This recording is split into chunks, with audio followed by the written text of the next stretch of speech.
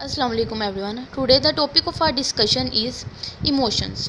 So first of all we deal with the definition of emotions. Emotions can be defined as a complex state of feelings that result in physical and psychological changes that influence our thoughts and behaviors. मतलब किसी भी हमारी इस तरह की feelings के मतलब हमारी साइकोलॉजिकल भी चेंजेस आ जाएं, साइकोलॉजिकल हमारी थॉट्स में उस चीज़ के बारे में चेंजेस आ जाएं, हमारे फिजियोलॉजिकल चेंजेस आ जाएं, फिजियोलॉजिकल हमारी बॉडी में उस चीज़ को उस स्टिमुलस को देख के हमारी बॉडी में चेंजेस आ जाएं, हमारे थिंकिंग में चेंजेस आ जाएं, यहाँ तक कि हमारे बिहेवियर्स भी उससे इफ़ेक्ट हो जाएं, तो ये हमारे क्या होते हैं, इमोशंस होते हैं। सो इमोशंस की जो क्लैरिफिकेशन है वो आप लोगों को मैं एक एग्जांपल से करवा देती हूँ।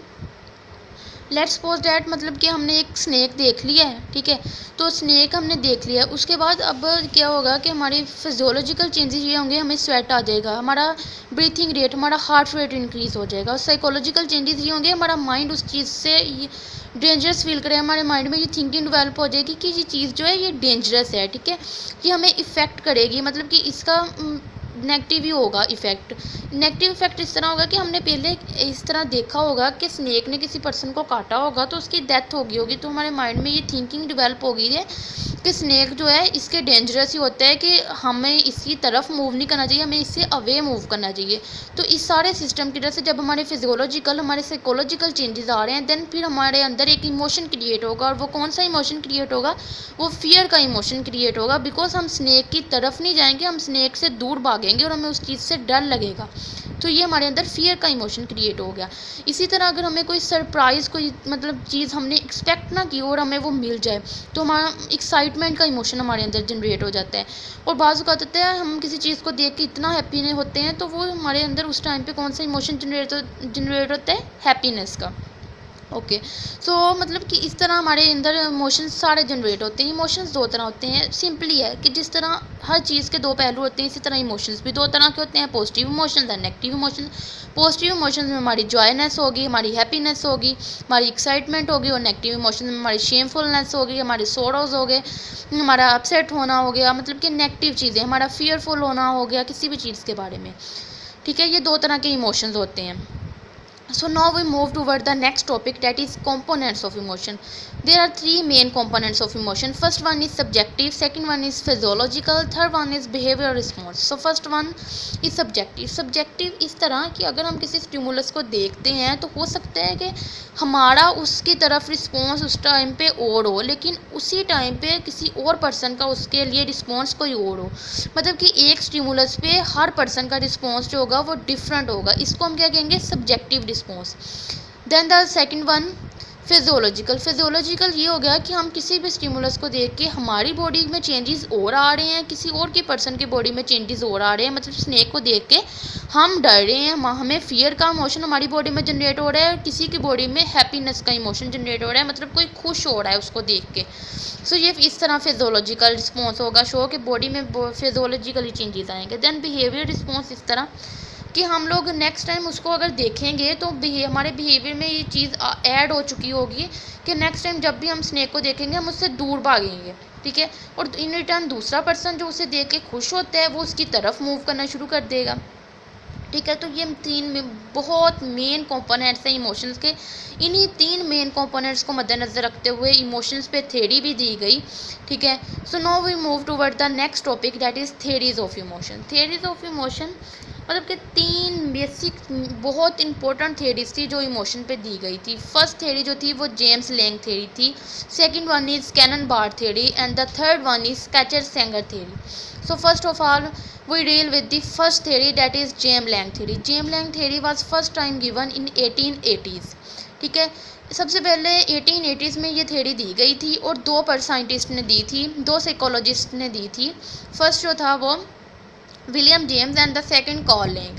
इन दोनों ने काम किया था और इन दोनों ने एक थ्योरी दी थी, एक रिज़ल्ट निकाला था। इन्होंने कहा था कि यहाँ पे आप लोगों को इवेंट वर्ब जो है वो मेंशन दिखाई दे रहा होगा, इवेंट या स्टिमुलस, आप दोनों को एक चीज़ कह सकते हैं, ठीक है।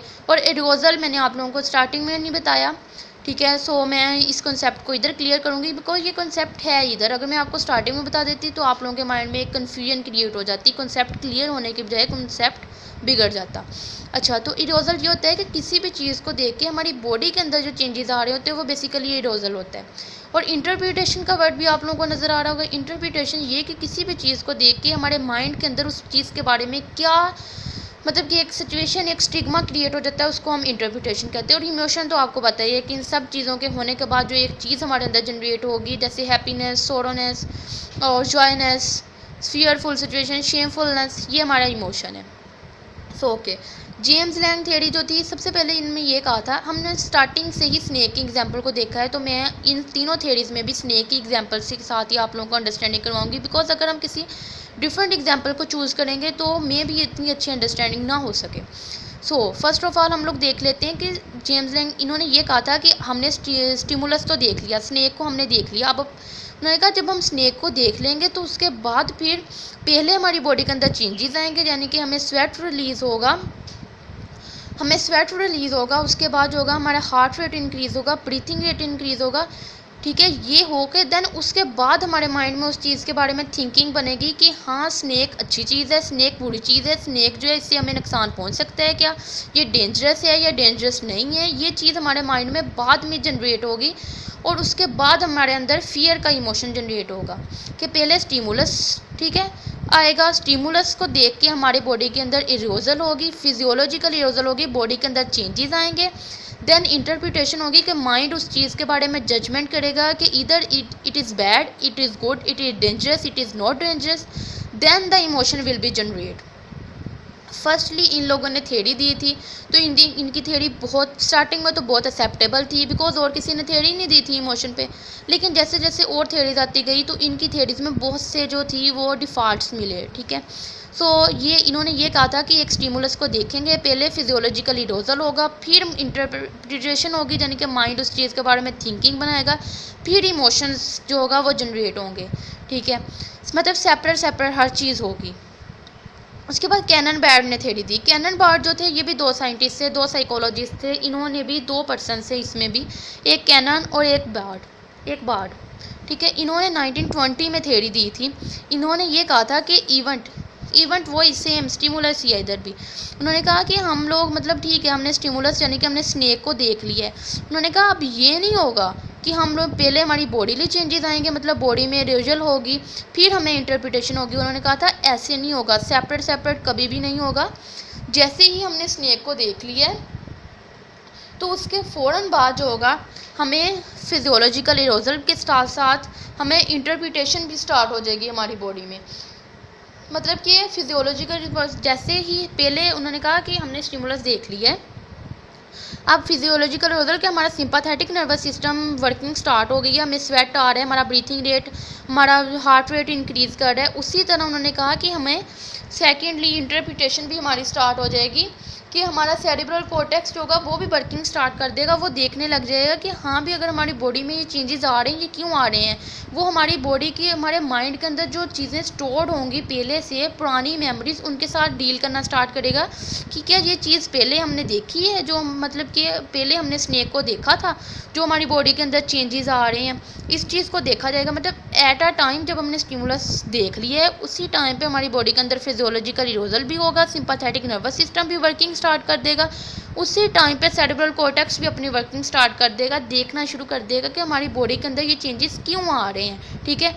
दोनों काम एक ही टाइम पे होंगे, देन फिर फ़ौरन ही हमारा इमोशन जो होगा वो जनरेट हो जाएगा, सेपरेट नहीं होगा, बल्कि जैसे ही हमने स्टिमुलस को देखा है उसी टाइम पे हमें फिजियोलॉजिकल इरोजल भी हो जाएगा और हमें इंटरप्रिटेशन भी स्टार्ट हो जाएगी, ठीक है। देन फ़ौरन हमारा इमोशन जनरेट हो जाएगा। कैनन और बार्ड थ्योरी जो थी उसमें ये चीज़ थी कि सेपरेट कुछ नहीं होगा, दोनों चीज़ें एट अ टाइम एक ही टाइम में जो होंगी वो स्टार्ट हो जाएंगी। उसके बाद थर्ड वन हमारी theory Schachter Singer two factor theory. Schachter Singer two factor theory ये जो थी ये भी दो पर्सनस ने दी थी, दो साइकोलॉजिस्ट ने दी थी, स्केचर था और जेरोम सेंगर, ठीक है। इन्होंने 1962 में ये थ्योरी दी थी और इसमें टू फैक्टर थ्योरी नाम है, स्केचर-सेंगर टू फैक्टर थ्योरी। तो टू ये वाला चीज़ मैं आपको क्लियर कर दूँ, इसमें टू फैक्टर्स इन्वॉल्व थे। फर्स्ट जो था वो था फिजियोलॉजिकल इरोजल, जो कि बाकी दोनों में भी था, लेकिन इसमें एक सेकंड फैक्टर जो कि न्यू वन था वो था कोग्निटिव लेवल, ठीक है। हम लोग साइकोलॉजी में जो होता है ना वो मतलब कि थिंकिंग को कोग्निटिव कहा जाता है, कोग्निशन कहा जाता है थिंकिंग को। तो कोग्निटिव लेवल मतलब होगा कि हमारी थिंकिंग के साथ इसको रिलेट किया जाएगा। ओके, सो हम अब इस थ्योरी को स्टार्ट करते हैं। इसमें भी वही चीज़ें थी कि फर्स्ट जो था इसमें दो फैक्टर थे, फिजियोलॉजिकल इरोजल एंड कोग्निटिव लेवल। मतलब कि हमने इवेंट यानी कि हमने स्टिमुलस देख लिया, स्नेक देख लिया, अब हमारी बॉडी के अंदर जो है वो फिजियोलॉजिकल इरोजल होने लग गया है। मतलब कि हमें स्वेट रिलीज हो रहा है, ब्रीथिंग रेट इंक्रीज़ हो रहा है, हार्ट रेट इंक्रीज़ हो रहा है, हमें शिवरिंग हो रही है। ठीक है, ये फिजियोलॉजिकल इरोजल्स हमारे स्टार्ट हो गए हैं। ठीक है, उसी के साथ जो होगा हमें कोग्निटिव लेवल इस तरह होगा, अब हम माइंड हमारा इस चीज़ को देखना स्टार्ट कर देगा कि अच्छा अगर हमारी बॉडी के अंदर ये चेंजेस आ रहे हैं, ये क्यों आ रहे हैं? क्या हमें एक्साइटमेंट इतनी हो रही है स्नेक को देख के इसलिए आ रहे हैं, या हमें डर इतना लग रहा है इसलिए आ रहे हैं, या हमें खुशी बहुत हो रही है? मतलब कि रीज़न हमारा माइंड फाइंड आउट करना शुरू कर देगा कि हमारे माइंड के अंदर अगर ये चेंजेस आ रहे हैं, हमारी बॉडी के अंदर अगर ये चेंजेस आ रहे हैं तो ये बेसिकली क्यों आ रहे हैं, मतलब कि रीज़न फाइंड आउट करना शुरू कर देगा। मैंने आप लोगों को बताया कोग्निटिव का माने ही ये होता है थिंकिंग, मतलब कि हमारा माइंड उस चीज़ के बारे में सोचना शुरू कर देगा, हमारा माइंड उस चीज़ को डील करना शुरू कर देगा कि अगर हमारी बॉडी के अंदर फिजियोलॉजिकल एरोजल हुई है तो आखिर उसके पीछे रीज़न क्या है, उसकी वजह क्या है। कि हमारा सेरेब्रल कॉर्टेक्स जो होगा वो वर्किंग स्टार्ट कर देगा रीज़न फाइंड आउट करने में कि ये इमोशन जनरेट हो रहा है, अगर इस स्टिमुलस को देख के हमारी बॉडी में ये वाला रिस्पॉन्स शो हो रहा है तो ये क्यों हो रहा है, ठीक है, किस तरह हो रहा है, आखिर कौन कौन सा हमारा बॉडी का पार्ट इसमें इन्वॉल्व है, कैसे ये हो रहा है। मतलब कि रीज़न फाइंड आउट करना शुरू कर देगा कि बेसिकली क्या लॉजिक्स हैं कि हमारी बॉडी के अंदर ये फिजियोलॉजिकल इरोजल हो रही है कि जैसे ही हमने स्नेक को, हम पहले ठीक थे, जैसे ही हमने स्नेक को देखा है हमारी बॉडी के अंदर स्वेट रेट इंक्रीज़ हो गया है, ब्रीथिंग रेट इंक्रीज़ हो गया है, हमें ब्रीथिंग रेट इंक्रीज़ हो गया, हार्ट रेट इंक्रीज़ हो, यहाँ तक कि हम शिवरिंग करना स्टार्ट कर दें तो हमारा माइंड इस चीज़ के बारे में सोचना शुरू करेगा कि ये चीज़ क्यों हो रही है। फिर हमारा माइंड इस चीज़ को देखेगा कि इधर ये स्नेक जो है ये डेंजरस है। हमारा माइंड हमारे माइंड के अंदर जो ऑलरेडी थिंकिंग स्टोर है उनके साथ मैच करने की कोशिश करेगा। अगर कोई इस तरह की थिंकिंग नहीं होगी, यानी कि हमने पहले स्नेक को नहीं देखा होगा, तो फिर हमारा माइंड इस चीज़ को देखेगा, हमारे फिजियोलॉजिकल इरोजल से अंडरस्टैंडिंग करेगा कि आखिर ऐसा क्या हुआ है जो हमारे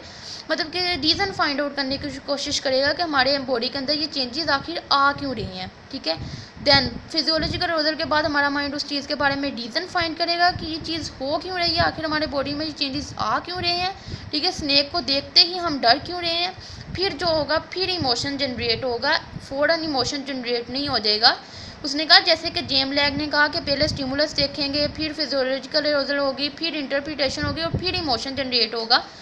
ठीक है, वो भी अपनी जगह ठीक है। कैनन बार जो था उसने कहा कि जी जैसे स्टिमुलस को देखेंगे उसी टाइम पे दोनों काम स्टार्ट हो जाएंगे, मतलब कि इरोजल भी स्टार्ट हो जाएगी और इंटरप्रिटेशन भी स्टार्ट हो जाएगी। सिंपैथेटिक नर्वस सिस्टम भी काम स्टार्ट कर देगा, सेरेब्रल कॉर्टेक्स भी कर देगा और एक ही टाइम पे दोनों वर्किंग करके एक इमोशन जनरेट कर देंगे। उसने कहा ये दोनों अपनी जगह ठीक है, लेकिन अगर हमारी बॉडी में चेंजेस आ रहे हैं तो कोग्निटिव लेवल फैक्टर को ऐड करने का मकसद ये है फिर ये चीज़ देखना कि आखिर उस चीज़ के पीछे रीज़न क्या है। अगर हमने कोई एक्सीडेंट देख लिया, उस एक्सीडेंट को देखते ही हम लोग घबरा क्यों गए। बाज़ औक़ात होता है कोई पर्सन किसी एक्सीडेंट को देख ले तो वो बेहोश हो जाता है। ठीक है, और कोई पर्सन होता है उस पर कोई ख़ास ज़्यादा इफेक्ट नहीं होता। ठीक है, मतलब जो बेहोश हो जाता है वो इसलिए कि उसके माइंड के अंदर पहले ये थिंकिंग बनी होती है कि मतलब उसको एक्सीडेंट देख के घबराहट हो जाती है, उसके माइंड ने उस चीज़ को जज किया, इसी तरह किया होता है। कोग्निटिव लेवल कि हम किसी चीज़ को जज कैसे कर लेते हैं कि हमारी फिजियोलॉजिकल इरोजल अगर हो रही है, उसने कहा कि फिर उसके पीछे